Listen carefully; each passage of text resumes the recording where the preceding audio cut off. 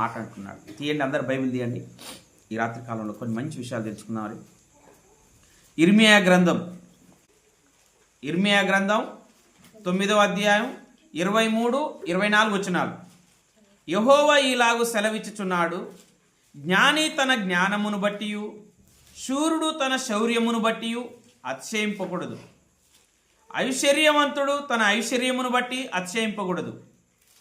అతిశయించువాడు దేనిని బట్టి అతిశయింపవలెననగా, భూమి మీద కృప చూపుచు నీతి న్యాయములు జరిగించుచున్న యెహోవాను నేనే అని గ్రహించి నన్ను పరిశీలనగా తెలుసుకొనుటను బట్టియే అతిశయింపవలెను.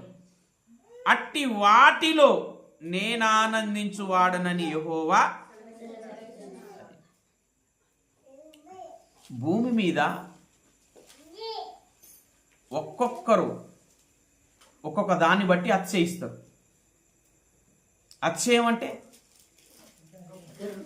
అతిశయం అంటే గర్వం కావచ్చు, అహంకారం కావచ్చు, అతిశయం అంటే గొప్పలు కావచ్చు, అతిశయం అంటే ఇంకా ఏదైనా సరే. అక్కడ చెప్పాడు, జ్ఞాని తన జ్ఞానమును బట్టి అతిశయిస్తాడంట. ఎక్కువ చదువుకున్న వాళ్ళు ఏమంటారు? నేను ఎక్కువ చదువుకున్నాను. తన జ్ఞానాన్ని బట్టి, చదువును బట్టి అతిశయిస్తాడనమాట. ఇంకోటి, శూరుడు తన శౌర్యమును బట్టి. శూరుడు అంటే యుద్ధం చేసేవాడు. ఒక ఆటగాడు ఉన్నాడు అనుకో, ఆటగాడు దేన్ని బట్టి అతిశయిస్తాడు? ఆటలో వానికున్న టాలెంట్ను బట్టి. యుద్ధం చేసేవాడు వాని కండబలాన్ని బట్టి. ఇప్పుడు మనకు గొల్యాతు ఉంటాడు బైబిల్లో. గొల్యాతు సైన్యం అంతటి మీద ఏం చేస్తున్నాడు? అతిశయిస్తున్నాడు. రండి ఎవడైనా నాతో యుద్ధానికి అంటే దేన్ని బట్టి అతిశయిస్తున్నాడు? శూరుడు తన బలమును బట్టి, తన బలధ్యాన్ని బట్టి, తన యుద్ధ నైపుణ్యతను బట్టి అతిశయిస్తాడంట. ఇంకొకడు ఐశ్వర్యవంతుడు. ఐశ్వర్యవంతుడు అంటే ఎక్కువగా డబ్బున్నవాడు, ధనవంతుడు. ధనవంతుడు దేన్ని బట్టి అతిశయిస్తాడు? అంటే ధనవంతుడు తన ధనాన్ని బట్టి బాగా అతిశయిస్తాడు. ఎవరి మీద అతిశయిస్తాడు? ధనవంతుడు దరిద్రుల మీద అతిశయపడతాడు, ధనం లేని వాళ్ళ మీద అతిశయపడతాడు. బలవంతుడు బక్కపలసని వాళ్ళ మీద అతిశయపడతాడు. జ్ఞానవంతుడు జ్ఞానం లేని వాళ్ళ మీద అతిశయపడతాడు. అసలు దేవుడు చెప్తున్నాడు, భూమి మీద మనుషులు వీటిని బట్టి అతిశయించొద్దంట. ఇక మనం చెప్పుకుంటూ పోతుంటే ఒక్కొక్కడు తనకున్న ఆఖరికి దోశ వేస్తోడు కూడా అతిశయపడతాడు, చాయ్ చేస్తోడు కూడా అతిశయపడతాడు. వాడు యూట్యూబ్లో ఇస్తారు, వాని చాయ్ ఇట్లా పాల ప్యాకెట్ ఇట్లా కట్ చేసి ఇట్లా పోస్తున్నాడు. ఇంత హైట్ లేపి ఇట్లా పోస్తున్నాడు. ఇట్లా తీసుకొచ్చి ఇట్లా పోసి ఇట్లా ఇస్తాడు. దోశ వేస్తాడు ఆని స్టైలు. కూరగాయలు కట్ చేస్తాడు వాడు. ఆలుగడ్డనైనా బీట్రూట్నైనా తన నైపుణ్యతతో బాగా కట్ చేసి ఇట్లా సాగదీస్తాడు దాన్ని. ఎవరి టాలెంట్ని బట్టి వాళ్ళు. అర్థమైందా? ఒక్కొక్కరు వారికున్న దాన్ని బట్టి వాళ్ళు ఏం చేస్తారంట? లోకానికి చూపించుకొని అతిశయపడుతుంటారు అన్నమాట. కానీ దేవుడు ఏమంటున్నాడంటే వాటిని బట్టి కాదు. వ్యాయామాలు చేసేటోడు ఉంటాడు. వ్యాయామాలు ఒక్కొక్కడైతే స్టంట్లు బాగా చేస్తుంటాడు, బైకుల మీద స్టంట్లు చేస్తుంటాడు. ఒకడు ఆ బైక్ ఇట్లా గాలి తిరిగి వచ్చి భూమి మీద పడుతుంటుంది. ఒకడేమో జంపింగులు చేస్తుంటాడు అనమాట, స్టంట్స్ చేస్తుంటాడు. అంటే ఒక్కొక్కడు ఒక్కొక్క విధమైన దాన్ని బట్టి ఏం చేస్తాడంటే అతిశయపడతాడు. జనాలకు చూపించుకొని అతిశయపడుతుంటాడు అనమాట. కానీ వారిని బట్టి దేవుడు ఆనందించాడంట. వారిని బట్టి దేవుడు ఆనందించాడు. అబ్బా, అరే నువ్వు స్టంట్స్ బాగా చేస్తున్నావు బైక్తోని, చెట్టు మీద నుంచి బాగా దూకుతున్నావురా, ఈ ఇంటి మీద నుంచి ఆ ఇంటి మీదకి బాగా దూకుతున్నావురా.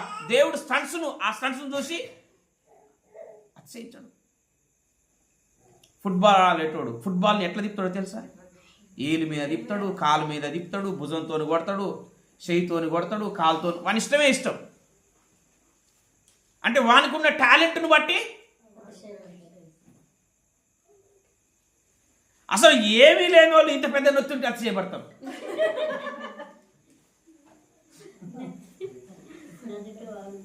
చదువు అవసరం లేదు, ఆస్తి అవసరం లేదు, జ్ఞానం అవసరం లేదు, ఏమీ అవసరం లేకపోయినా ఇంత పెద్ద జుట్టుంటే అతిశయపడతారు. అంటే ఒక్కొక్కడికి, వాళ్ళు మగోళ్ళే కావచ్చు, ఆడవారే కావచ్చు. అర్థమైందా? ఒక్కొక్కరు అంటే చెప్పుకోలేమన్నమాట. టాలెంట్ను చెప్పుకోలేము. ఒక్కొక్కడు బెగ్గర్సు రోడ్డు మీదనే వాడు మందేసి ఇరగదీస్తాడు. రోడ్డు మీదనే డ్యాన్స్ ఇరగదీస్తారు. వానికి మళ్ళీ కింద కామెంట్స్, అబ్బా మైకేల్ జాక్సన్ కూడా పనికి రాడరా నీ కింద కామెంట్స్ వస్తుంటవి. అంటే చూసినవా, ఈ దరిద్రంగా ఉన్న ఈ బెగ్గర్లో కూడా ఇంత టాలెంట్ ఉందా అని కామెంట్స్ వస్తుంటాయి అన్నమాట. అర్థమైందా? అంటే ఒక్కొక్కరికి వారికి ఉన్నటువంటి టాలెంట్, దాన్ని బట్టి వాళ్ళు ఏం చేస్తారు? అతిశయపడతారు, అతిశయిస్తారన్నమాట. అర్థమైందా? కానీ వారి టాలెంట్ను ప్రజలకు చూపించుకొని అతిశయపడతారేమో కానీ ఆ అతిశయం దేవుని దృష్టిలో అతిశయింపదగిన అతిశయము కాదు. మరి ఏ అతిశయం అంటే దేవుడు చెప్తున్నాడు ఏంటంట? భూమి మీద కృప చూపుచు నీతి న్యాయములను జరిగించుచున్న యెహోవాను నేనే అని గ్రహించి నన్ను పరిశీలనగా తెలుసుకొనుటను బట్టియే అతిశయింపవలెను. అది ఏంటంట?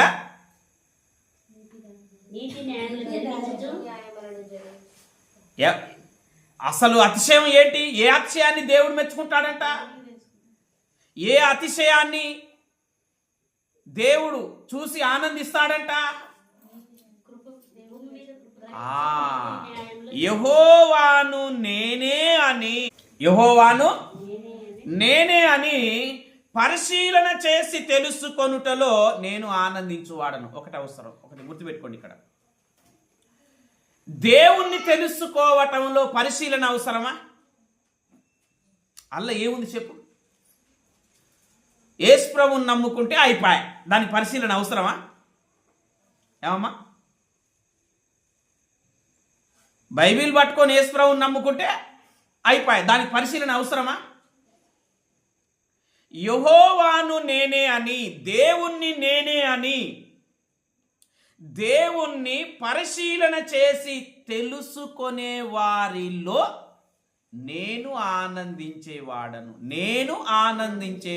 అంటే దేవుణ్ణి తెలుసుకోవటంలో పరిశీలనాత్మకంగా దేవుణ్ణి తెలుసుకోవాలి.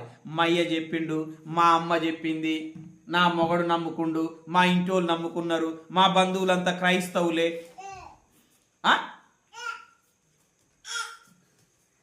అది కాదు, అలా కాదు నమ్ముకునేది. ఎలా నమ్ముకోవాలి? పరిశీలన చేసి దేవుని నమ్ముకోవాలంట. పరిశీలన లేకుండా నువ్వు దేవుణ్ణి నమ్ముకుంటే, పరిశీలనాత్మకంగా పరిశోధించి దేవుణ్ణి నువ్వు నమ్ముకోకుంటే ఇంకొకడు చెప్పినా అటు వెళ్ళిపోతావు. ఇంకొకరు వచ్చి ఇంకొకటి చెప్తే అక్కడ వెళ్ళిపోతావు. అర్థమైందా? అవసరాల కోసం మనుషులను బట్టి, మనుషులు చెప్పితే, ఫ్రెండ్స్ను బట్టి కుటుంబ సభ్యులను బట్టి, బంధువులను బట్టి కాదు దేవుని నమ్ముకునేది.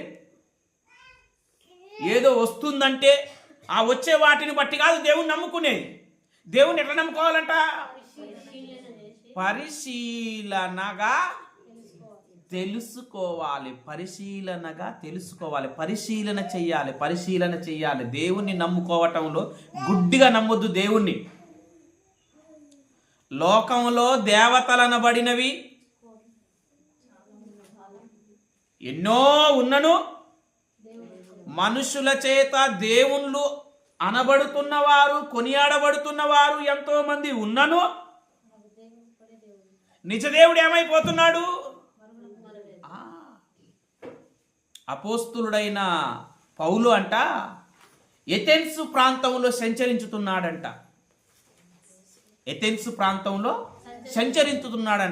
ఆ ఎథెన్స్ ప్రాంతంలో సంచరించుతుంటే ఆ ప్రాంతంలోనంట బలిపీఠాలు కట్టి ఆ బలిపీఠాల మీద ఒక పేరు రాశారంట.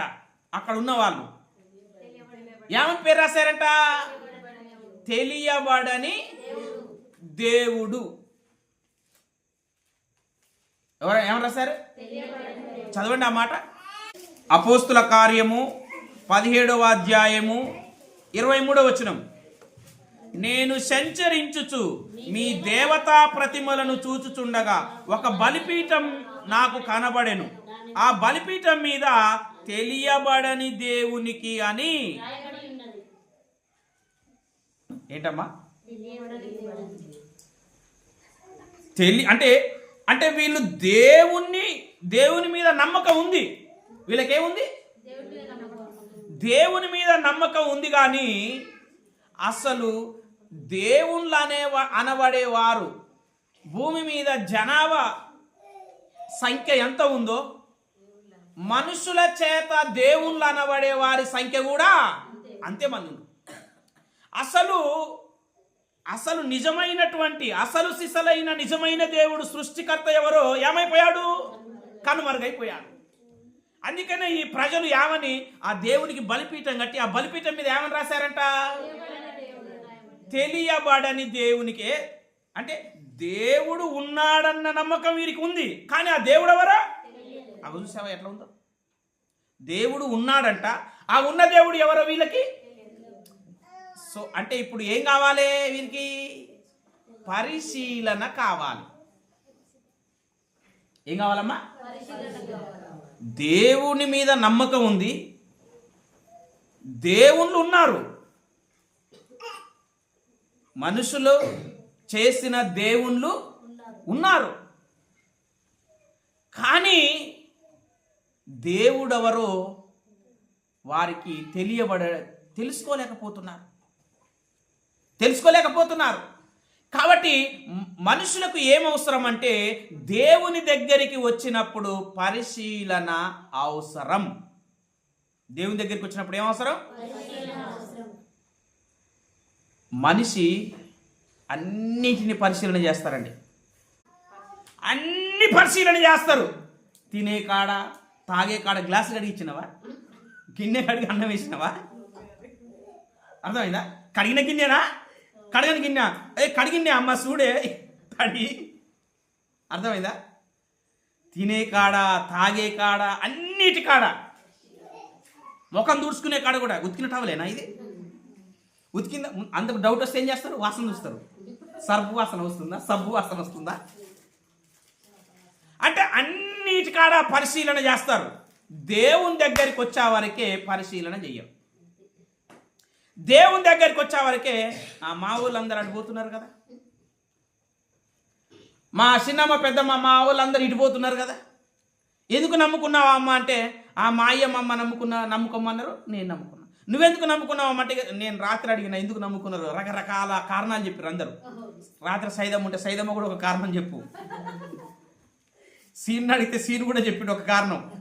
అందరిని అడిగిన ఎందుకు నమ్ముకున్నారు దేవుణ్ణి అంటే ఒక్కొక్కరు ఒక్కొక్క రకమైన కారణం చెప్పారు. కానీ నేను పరిశీలన చేసి ఈయనే నిజమైన దేవుడని నేను తెలుసుకొని నమ్ముతున్నాను. ఒక్కరన్నా చెప్పిరా? చెప్పలే. కానీ దేవుడంట ఎవరైతే నన్ను పరిశీలన చేసి పరిశోధనాత్మకంగా తెలుసుకుంటారో వాణ్ణి చూసి ఆనందపడతాడంట దేవుడు. ఎవరిని చూసి ఆనందపడతాడంట? పరిశీలన చేసి నమ్ముకోవాలి. దేవుని గుడ్డిగా నమ్ముకోవద్దమ్మా. దేవుని గుడ్డిగా నమ్ముకోవద్దు. పరిశీలన చెయ్యాలి. అయ్యా నాకు చదువు రాదు కదయ్యా, చదువు రాదా? చెవులు ఉన్నాయి కదా. ఈ అయ్యగారు ఏం చెప్తున్నాడు బైబిల్లో? ఆ అయ్యగారు బైబిల్లో ఏం చెప్తున్నాడు? వాళ్ళ దగ్గరికి నేను ఎలా పోనాయా? చేతిలో ఫోన్ ఉంది కదా. ఇను అయ్యగారు చెప్పినవన్నీ ఇను. పరిశీలనాత్మకంగా నువ్వు వాటిని ఏం చేయాలంటే వివేకం కావాలి. అందుకనే కీర్తన గ్రంథంలో ఒక మాట అంటాడు కీర్తనకారుడు. చూడండి ఒకసారి ఆ మాట, ఆ కీర్తన తీయండి. ఎన్నో కీర్తనది? 15వ కీర్తన, 53వ కీర్తన. 53వ కీర్తన 2వ వచనం. వివేకము కలిగి దేవుణ్ణి వెదుకువారు కలరేమో అని దేవుడు ఆకాశము నుండి నరులను ఏం చేస్తున్నాడంట?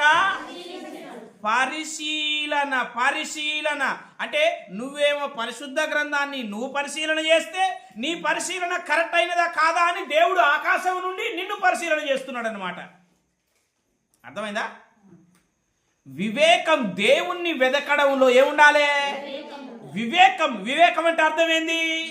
వివేకం అంటే మంచేదో చెడేదో వివేచించేదే, తెలుసుకునేదే వివేకం.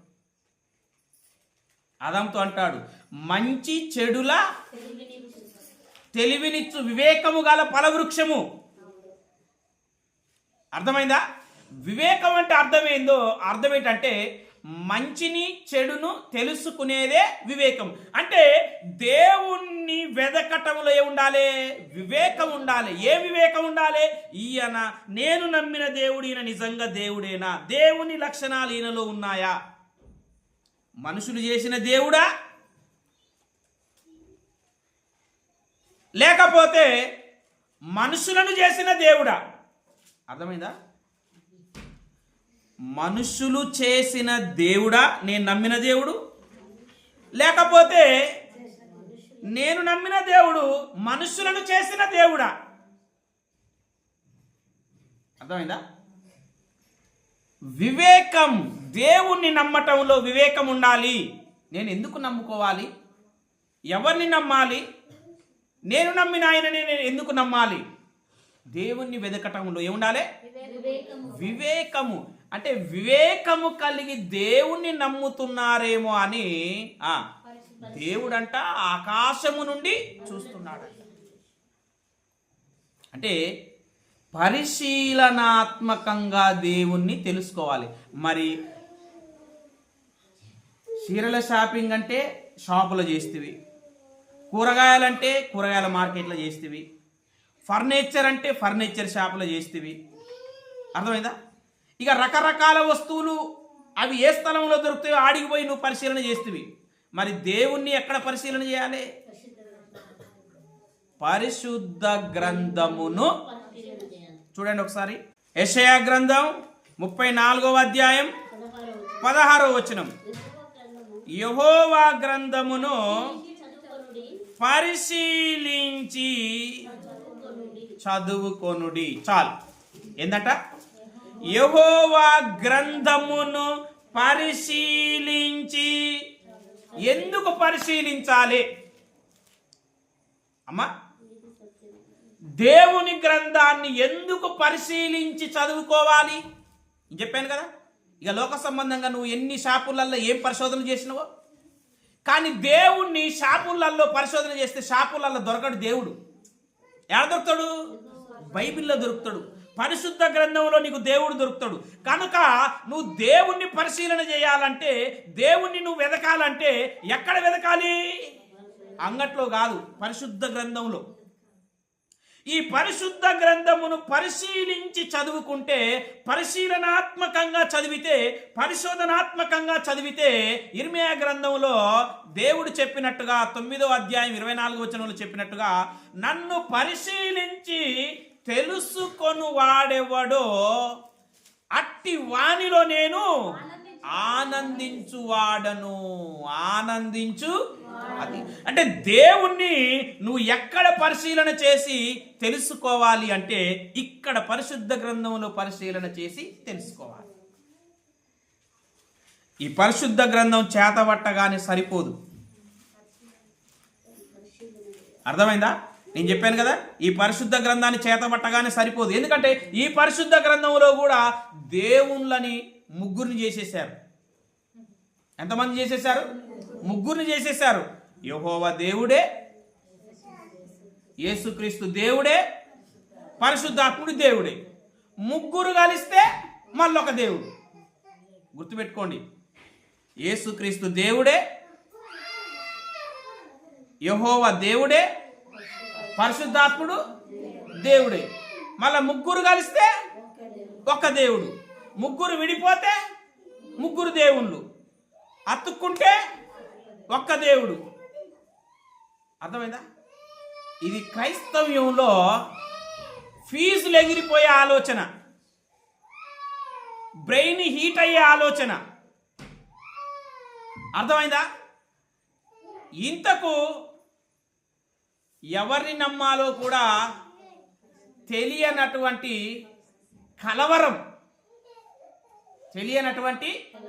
కలవరం, బైబిల్ అంతా ఏం చెప్తుంది? దేవుడు ఒక్కడే చెప్తుందా, చెప్పట్లేదా? చూడండి ఒకసారి, మనం చూద్దాం. కొరింథీయులకు రాసిన మొదటి పత్రిక 8వ అధ్యాయము 4వ వచనం. ఇక్కడ విగ్రహముల గురించి చెప్తూ ఏమంటున్నాడు తెలుసా? ఒక్కడే దేవుడు తప్ప వేరొక దేవుడు లేడని. ఎంతమంది ఉన్నారమ్మా దేవుళ్ళు? దేవుడు ఒక్కడే. అర్థమైందా? 6వ వచనంలో అంటాడు, ఆకాశమందైనను భూమి మీదనైనను దేవతలనబడివి ఉన్నను మనకు క్రైస్తవులకు, లోకంలో ఎంతమంది ఉంటారో మనకు సంబంధం లేదు. లోకంలో ఉన్న వాళ్ళకి, లోకంలో అనబడుతున్న వాళ్ళు ఎంతమంది ఉంటారో మనకు సంబంధం లేదు. మనకు అంటున్నాడు గ్రంథకర్త అపోస్తలుడైన పౌలు, క్రైస్తవులందరినీ కలుపుకొని మాట్లాడుతున్నాడు. మనకు, క్రైస్తవులమైన మనకు, అపోస్తలుడనైన పౌలునైన నేను, ఆ కొరింథీ సంఘస్థులైన మీకు, మనకు ఎంతమంది ఉన్నారు? మనకు ఒక్కడే. పౌలు గారు అంటున్నారు మనకొక్కడే ఉన్నాడా? ముగ్గురున్నారా? మనకు ఒక్కడే దేవుడు ఉన్నాడు. ఆ ఒక్క దేవుడు ఎవరంట? తండ్రి. మనకొక్కడే దేవుడు ఉన్నాడు, ఆ ఒక్క దేవుడే తండ్రి. ఇంకో పత్రిక తీయండి, తిమోతికి వ్రాసిన మొదటి పత్రిక 2వ అధ్యాయం 5వ వచనం. దేవుడొక్కడే, దేవునికి నరులకు ఆయన క్రీస్తు యేసను. దేవుళ్ళు ఎంతమంది ఉన్నారమ్మా? దేవుడొక్కడే. ఎంతమంది ఉన్నారు? దేవుడొక్కడే. యాకోబు పత్రిక తీయండి. యాకోబు పత్రిక 2వ అధ్యాయం 19వ వచనం. దేవుడొక్కడే అని నువ్వు నమ్ముతున్నావు. దేవుడొక్కడే అని నమ్ముట మంచిదా చెడ్డదా? మంచిదా? ముగ్గురు అని నమ్ముట మంచిది. దేవుడు ఒక్కడే అని నమ్ముట మంచిదా? దేవుళ్ళు ముగ్గురు అని నమ్ముట మంచిదా? మీరు మొత్తం అబద్ధాలు చెప్తున్నారు. బయట ప్రపంచం అంతా దేవుళ్ళు ముగ్గురు అని నమ్ముతుంటే మీరు దేవుడు ఒక్కడే అని ఎట్లా నమ్ముతారు చెప్పి? అంటే మీరు ప్రజలు బయట చెప్పింది నమ్ముతారా, బైబిల్లో ఉన్నది నమ్ముతారా? అంటే బయట చెప్పే వాళ్ళది నమ్మరా? మరి ఒక్కడే అయితే ఎవరో చెప్పు? యెహోవా దేవుడా, యేసుక్రీస్తు దేవుడా, పరిశుద్ధాత్మ దేవుడా? చెప్పు. అందరూ కలిసి ఒక్కడే దేవుడు అంట. ఏమో చెప్పి సపట్లు కొట్టండి, అందరూ ఒకసారి గట్టిగా సపట్లు కొట్టండి. గట్టిగా సపోర్ట్ కొట్టండి. అందరు కలిసి ఒక్కడే దేవుడు అంట. మీ అందరినీ కలిపేది ఎవరో చెప్పండి. ఏమన్నా రేగడి మట్టి ముద్ద చెప్పండి. మరి ముగ్గురిని కలిపేది ఎవరు చెప్పురి. ఇప్పుడు ముగ్గురు కలిపితే దేవుడు అంట, ఒక్క దేవుడు అంట. మరి ముగ్గురిని కలిపేది ఎవరు చెప్పండి. కరెక్ట్ ఆన్సర్ చెప్పింది. ఈ ముగ్గురిని కలిపేది మనసులేనంట. చెప్పండి కొట్టండి. Correct answer. ఈ ముగ్గురిని కలిపేది ఎవరంటే మనసులే కలుపుతారు, వాళ్ళు కలవట్లేరు. అర్థమైందా? వాళ్ళు కలవట్లేరు. ఈ ముగ్గురిని కలిపేది మనసులే. ఈ ముగ్గురిని కలిపి ఒక్కడనేది మనసులే. కానీ బైబిల్లో మాత్రం లేదు. దేవుడు ఒక్కడే. అందుకే దేవుడు ఊరికనే రాయించలే. ఏమని? నన్ను పరిశీలన చేసి తెలుసుకొనుటలో అట్టి వానిలో నేను ఆనందించువాడను. ఇప్పుడు నేను ఈ ప్రశ్నలు మీకు అడిగింది అనుకో, ఏమో పాస్టర్ గారు నేను బాప్తిసం తీసుకునేటప్పుడు ఎన్నైతే నాకు తెలియదు, చెప్పలేదు. యేసు ప్రభువుని నమ్ముకోమ్మా అన్నారు. నేను యేసు ప్రభువుని నమ్ముకొని బాప్తిసం తీసుకున్నా. మీరు ఇట్లా అడిగితే నేను ఏం చెప్పను పాస్టర్ గారు? మీరు ఇట్లా అడిగితే నేను ఏం చెప్పను చెప్పు? ఏమంటుంది చూడు. అంతే కదా మరి, అంతే కదా మరి. అర్థమైందా? చూడండి, అంటే నువ్వు ఏం చేయలేదు దేవుని దగ్గర, పరిశీలన చేసి నమ్మలేదు. అన్నిటి దగ్గర పరిశీలన చేసినావు, దేవుని దగ్గర పరిశీలన చేయలే. మా వాళ్ళు నమ్ముకున్నారు కదా. బైబిల్ కన్నా ఎక్కువ నమ్మకం అయ్యగారి మీద నమ్మకం. ఎందుకంటే మా అయ్యగారు నిజాలే చెప్తాడు, బైబిల్లో ఉన్నదే చెప్తాడు. మరి అందరు అయ్యగారు అబద్ధాలు చెప్తారా? ఏమమ్మా, అందరు అయ్యగారులు అబద్ధాలు చెప్తారా? ఎవరయ్యగారు వారికి నిజాలు చెప్తున్నట్టే అనిపిస్తుంది. అర్థమైందా? మా ఆయన నాకు నిజాలే చెప్తాడు, మీ ఆయన గురించి బయట అడిగితే చెప్తారు. అర్థమైందా?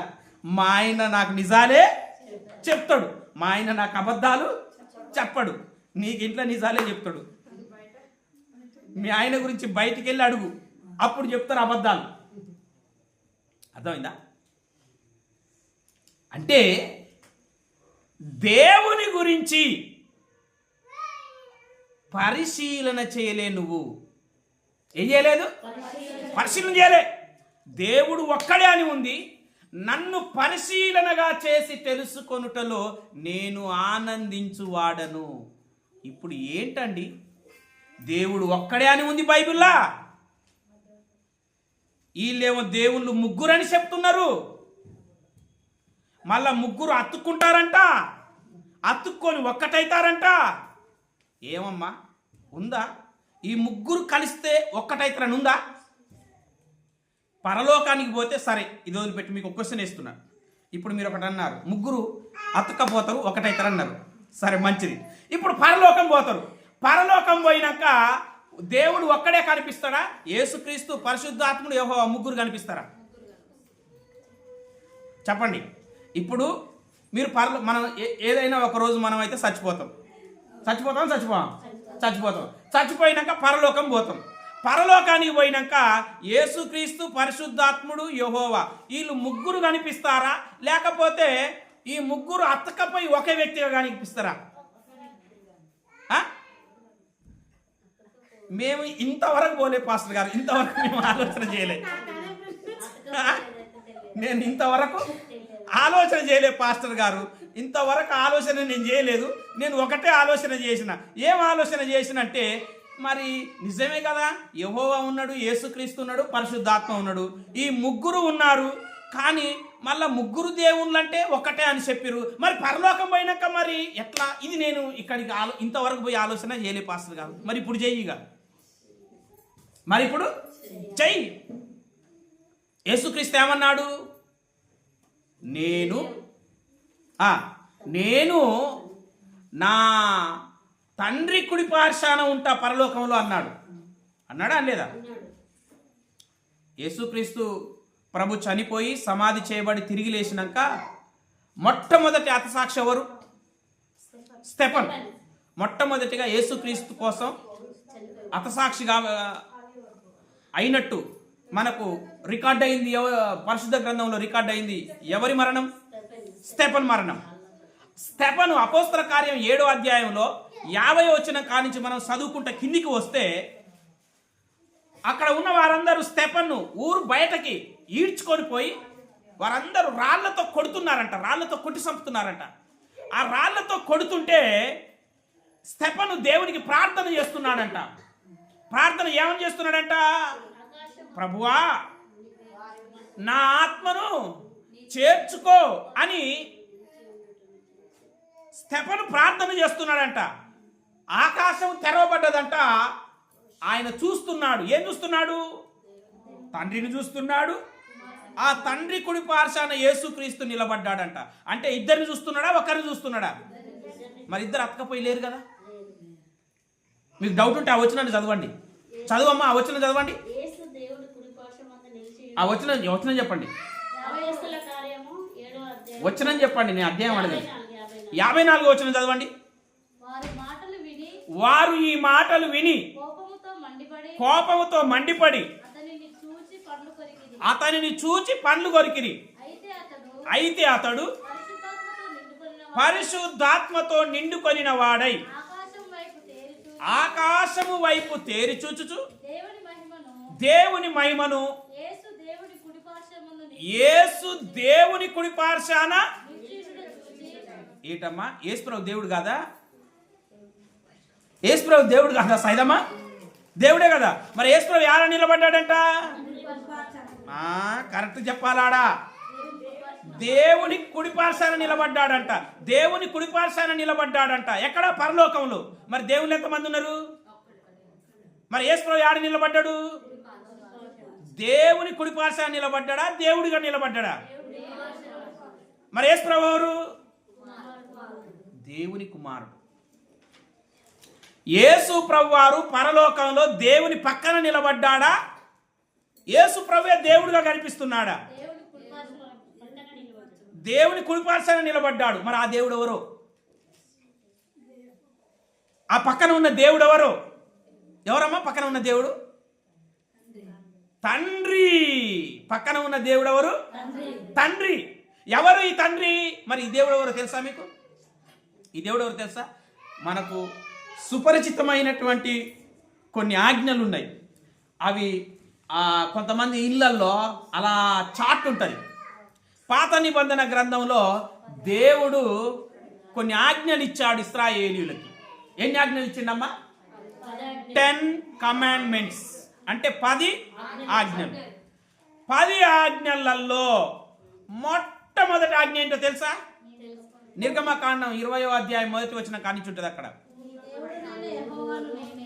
నీ దేవుడనైనా యెహోవాను నేనే, నేను తప్ప వేరొక దేవుడు నీకు ఉండకూడదు. అంతే. ఇక నేనే దేవుడను, నేను తప్ప వేరొక దేవుడు నీకు ఉండకూడదు. ఇశ్రాయేలీయులకు దేవుడు ఎవరమ్మా? ఇశ్రాయేలీయులకు దేవుడు ఎవరు? యెహోవా. యెహోవా వాళ్ళతో చెప్తున్నాడు, నేను తప్ప ఇంకొకరిని దేవుడు అంటావా? అది ఆజ్ఞ. ఆజ్ఞ అతిక్రమమే పాపం. నేను దేవుడను, నేను తప్ప ఇంకొక దేవుడు నీకు ఒకవేళ ఉంటే నువ్వు నరకానికి పోతావు. ఉంటే నువ్వు నరకానికి పోతావు. అంటే యెహోవానైన నేనే మీకు దేవుడను. ఆ దేవుడే క్రొత్త నిబంధనలు ఏమై ఉన్నాడో తెలుసా? యేసు ప్రభు పరిచయం చేస్తున్నాడు. ఆయననే పరిచయం చేస్తున్నాడు. యోహాను సువార్త 8వ అధ్యాయము 54వ వచనం. యేసు ప్రభు వారు భూమి మీద ఉండి యూదులతో మాట్లాడుతున్నాడు. ఏమని మాట్లాడుతున్నాడు? యేసు యూదులతో అంటున్నాడు ఏమని? నన్ను నేనే మహిమపరుచుకొని ఎడల నా మహిమ ఒట్టిది, ఉత్తదే. మా దేవుడని యూదులతో అంటున్నాడు. మా దేవుడని. యూదులకు ఎవరు దేవుడు? నిర్గమకాండం 20వ అధ్యాయం 1వ వచనం. యూదులకు ఎవరు దేవుడు? నేను తప్ప వేరొక దేవుడు మీకు 10 ఆజ్ఞలలో మొట్టమొదటి ఆజ్ఞ అదే యూదులకు. యూదులతో యేసు ప్రభు మాట్లాడుతున్నాడు. మా దేవుడని మా దేవుడని మీరు ఎవరిని గూర్చి చెప్పుదురో ఆయనయే నాకు తండ్రి. ఆయనయే నాకు తండ్రి అంటే యూదులకు దేవుడుగా ఉన్న యెహోవాయే యేసుక్రీస్తుకు క్రొత్త నిబంధనలు ఏమై ఉన్నాడు? తండ్రి అయి ఉన్నాడు. యేసుక్రీస్తు ఆయనను తండ్రి అని పరిచయం చేస్తున్నాడు. అర్థమైందా? అందుకని మనం కొరింథీ పత్రికలు చదువుకున్నాం. 1 కొరింథీ 8:6 ఏమని చదువుకున్నాం? మనకందరికీ ఒక్కడే దేవుడున్నాడు, ఆయనే తండ్రి. ఆయనే తండ్రి. ఆయనే తండ్రి. ఆ తండ్రే పాత నిబంధనలో యూదులకు దేవుడు. ఆయనే యెహోవా. ఆయనే. మరి యేసుక్రీస్తు ఎవరు? యేసుక్రీస్తు ఎవరు? యేసుక్రీస్తు ఎవరు అంటే యేసుక్రీస్తు ఎవరు? మరి ఆయన యెహోవా అని, దేవుడు అని, తండ్రి అని యేసు ప్రభు వారు చెప్పారు. మరి యేసు ప్రభు ఎవరని చెప్పుకున్నాడు? తన గురించి ఏమని చెప్పుకున్నాడు? మరి ఈయన ఎవరు? ఇదొక మాట చదువుకొని ముగిద్దాం. యోహాను సువార్త 10వ అధ్యాయము. యోహాను సువార్త 10వ అధ్యాయము 35వ వచనం.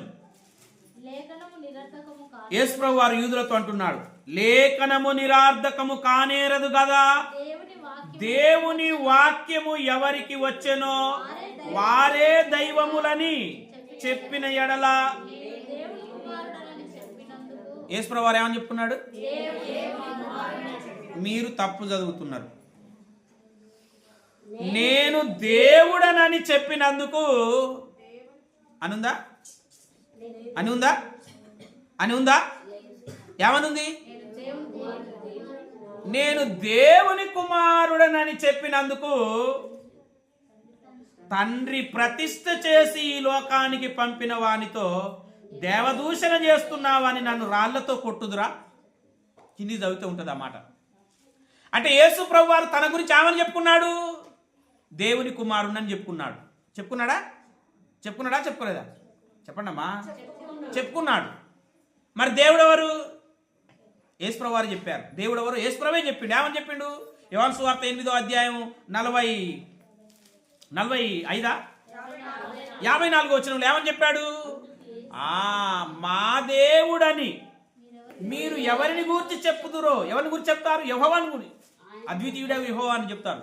మా దేవుడని మీరు ఎవరిని గురించి చెప్తారో ఆయనే మా తండ్రి. ఆయనే తండ్రి అయిన దేవుడు. మరి నువ్వెవరయ్యా? నేను కుమారుణ్ణని చెప్పుకున్నా. యేసుక్రీస్తు దేవుని కుమారుడని నమ్మితే పరలోకం ఉంటుంది.